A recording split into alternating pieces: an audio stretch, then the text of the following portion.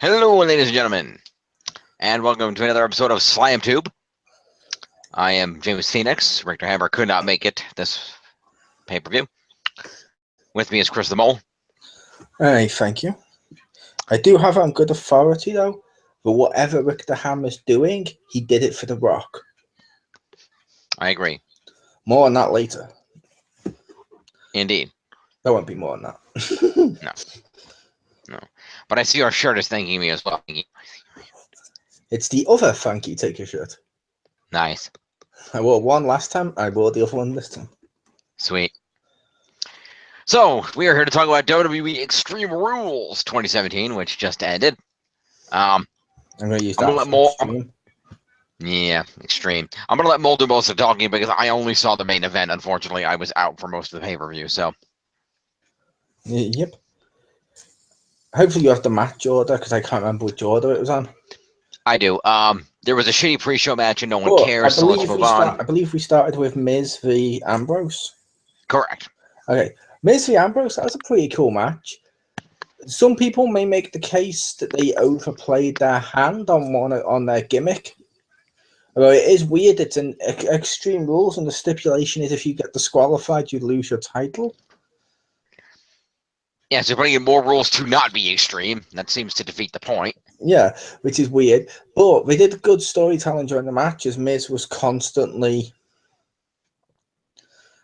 teasing about getting Dean Ambrose disqualified. He tried to get Maurice to slap him at one point to get disqualified, which was funny. And at the end, the ref looks like he's about to disqualify. Well, Dean Ambrose for running into him. Dean's like, don't do this, don't do this. And skull-crushing finale from behind, 1, 2, 3. And Miz wins and becomes the 7-time world champion. That's 7. You did 8. No, 7. Okay, I thought you had your thumb out as well. I was like 7. No, 7. 7-time Intercontinental Champion. Which means Miz could break Jericho's record. He's on cue to do it. Yep, he only needs 2 more to tie, 3 to break. Yep. He could do it, which, overall, not bad. The stipulation did lead to some good teasing, so I'm okay with that. It was fun, and the ending was kind of weird, but kind of fun. The ref looks like he's going to disqualify Dean Ambrose because Dean Ambrose accidentally ran into him. Miz does the skull-crushing finale and pins him, but you could make the case that's just more arrogant than just letting him get disqualified. Yeah. And, yeah, Miz became champion, and that was cool. I like Miz.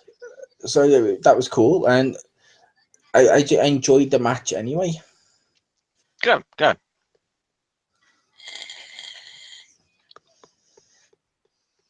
All right. So the next match up was mixed tag match: Rich Swann and Sasha Banks versus Noam Dar and Alicia Fox. I am remembering the order a little bit so far. Yeah. This match happened. That's about what I expected. I can't even remember who won. It was just boring. I assume Jim's got the results, so he'll let us know now. It was the results. The faces. Jim says it was the faces. Yeah. Rich Swann and Sasha Banks won the match. I honestly have expected this match to be on the pre-show. Honestly, I would make the case they shouldn't have won. But I'm okay with this at this point, because it shouldn't. Who cares?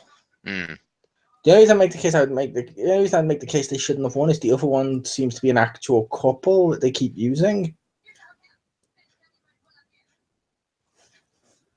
And fair enough.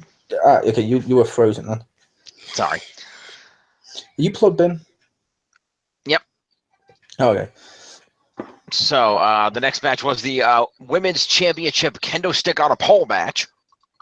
Which was weird. Yeah, kind of a random stipulation to build up and choose. No, I don't mean random stipulation or anything, because they've done kendo stick matches and stuff before now. Like Big Show was in one famously in Extreme Rules, which was good. The part that was, and it was cool to see a first women's kendo stick match and stuff. But what was weird was just Bayley did nothing, which I'm happy about. Maybe they're burying her, but she did like one Bayley to back suplex, managed to get the kendo stick, quickly got disarmed and then got beat the shit down with it, and then pinned 1, 2, 3, and Alexa Bliss wins. Woo! I like Alexa Bliss, but I don't like Bailey, so I'm okay with her being buried if that is the case. There you go. I know other people wouldn't be happy with that, which is fine, but that's my opinion on that. Yep. Fair enough. Yeah, I saw no reason Bailey would win this match. I'm also kind of hoping that they're done with Bailey, because Bailey has a good character, but it just becomes stale and boring, and they clearly don't know how to write her. I hope Alexa moves on to feud with somebody else on the roster. Either Sasha gets re-elevated into a feud with her, or maybe Mickie James. Yep, and I will say, weird as well, because based on how they worded it, more on this later, even though, because we always mention the betting, even though technically speaking, this match made me win, Alexa should have been disqualified, shouldn't she? I don't know. I didn't see the match. Which still means she'd get the thing. Yeah, but I just mentioned she beat her down with the weapon.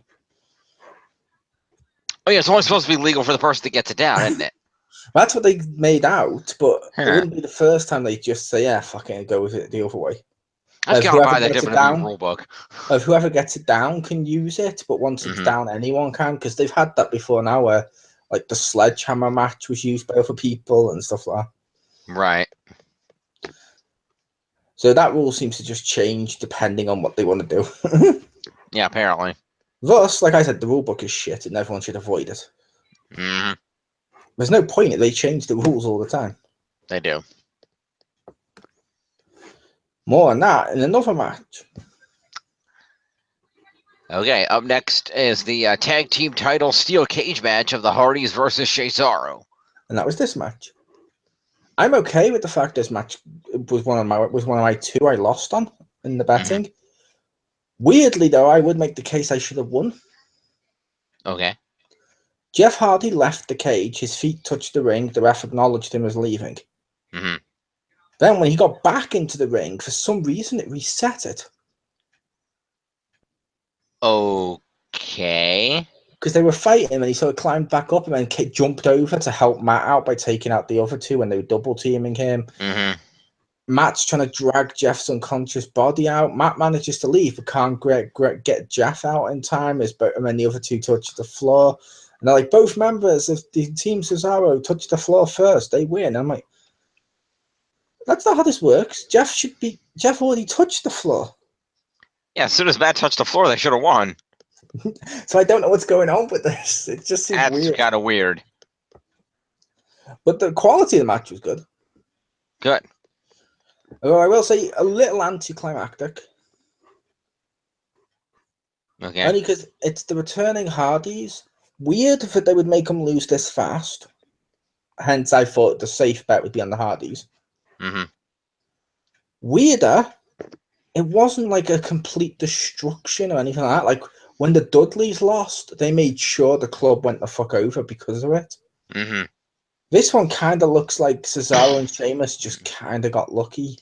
And it's like, they don't benefit from that, so what's the point? I mean, I'm not saying there should always be a point. Sometimes you can get the just lucky victories. But if it's someone returning, like the Hardys, the victory over them should elevate one of the other teams up. Yeah. Yeah, you're new tag team champions. Okay. Cool. And then the Cruiserweight Championship match. Okay, match. Still don't give a shit, but okay, match. Weird ending. What happened?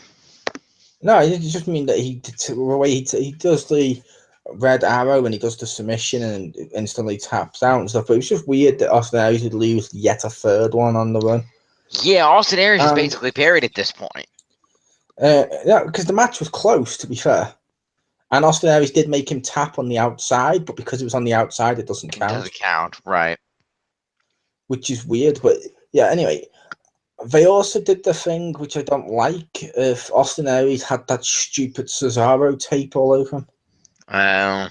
To show that his back was taped up. They love doing that shit now. They do. They do. Back in the 90s, it was bandages. Now it's fucking tape. But the tape looks dumber than bandages. It does. Even though the tape might actually be more scientifically accurate. Effective, yeah. I just mean more accurate because they use that type of tape more than they do the other ones. I'm like, But in nowadays for sports injuries and stuff. But it's just weird because the bandages is just a great visual effect. It is. But yeah, like I said, didn't give a shit either way with this. The whole cruiserweight division is still shit, but the quality match was okay. Fair enough. Yep. And lastly but not leastly, we had the main event, a fatal 5-way Extreme Rules match for the #1 contendership to Brock Lesnar's WWE Universal Championship. Yep. And you've seen this one. I did. Great match. Great storytelling. I like how Bray and Joe were working together for quite some time to demolish the other three, but then of course inevitably turned on each other. All the guys got time to shine. There was a lot of big moves. There was when Joe cut off Roman Reigns in a mid drive-by kick. Of course, Roman spearing two dudes through a barricade. Rollins with the table spot. A lot of great back and forth. A lot of great moves with these guys, and a lot of tension because it really could have been any of these guys. You know, all these guys are believable opponents for Brock Lesnar, and that's rarely the case with these kind of matches. So it was really interesting that any of these guys could possibly win. So yeah, I make the case, like I said before, now I don't buy Finn Balor as a credible threat to Brock. Fair enough. That's like saying X-Pac was a valid threat to Kane during their feud. No. There's a reason why in MMA and stuff like that they don't put light heavyweights against heavyweights. They get fucking killed. Mm-hmm. Well, I'm more mad Finn Balor had a good chance at winning purely because he was the former Universal Champion and never lost, so he had a legitimate reason to be in the main event. Yeah, he had a legitimate reason. I'll honestly admit I thought he would win, but I just even if he won, I don't buy him as a threat. There was only two people I buy as a threat in this match to Brock.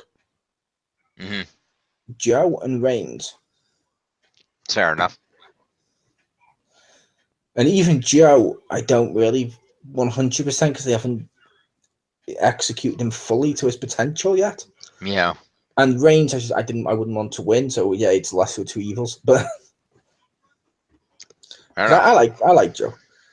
Also, this showed how limited Reigns was. Yeah.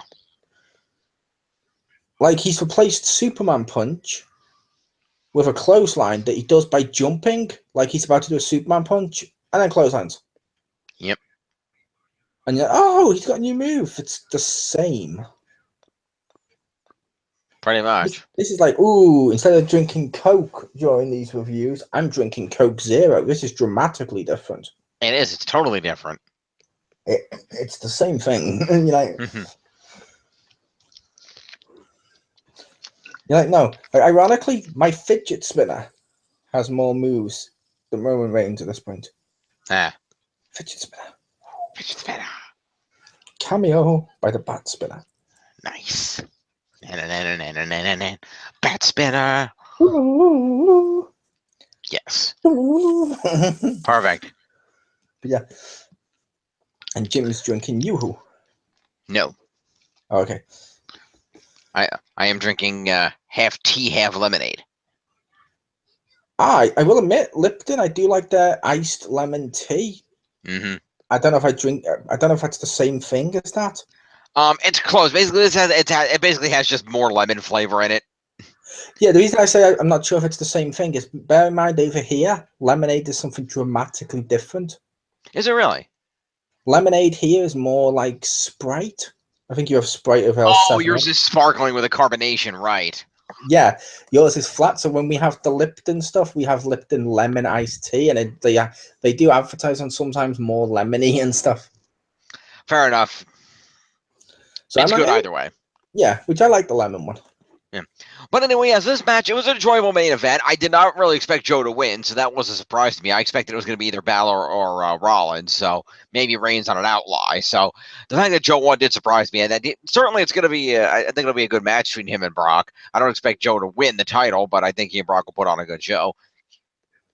Yep, I can see that. And it's weird as it's weird. It was weird though, the match, because a lot of it felt like just the typical stuff of offense by one guy quickly gets taken out by another who does the same thing, and gets taken out by another that does the same thing. Yeah, that happens in these big multi-man matches, unfortunately. Yeah, they do, but I just don't like them. But it was still a good, solid main event, and I'm glad Joe won. Now, I do think we should have had an appearance at the end of the match. Brock. I'm going to say Heyman, because Okay. Brock may only have certain appearances, limited, but they could have at least had Paul Heyman just come out, just like sort of do the like the on the top of the stage. Yeah, that would have been good. But no. Nope. I'm also curious what the promo is going to be. Though I have a horrible feeling I can call the promo on Raw. Uh-oh.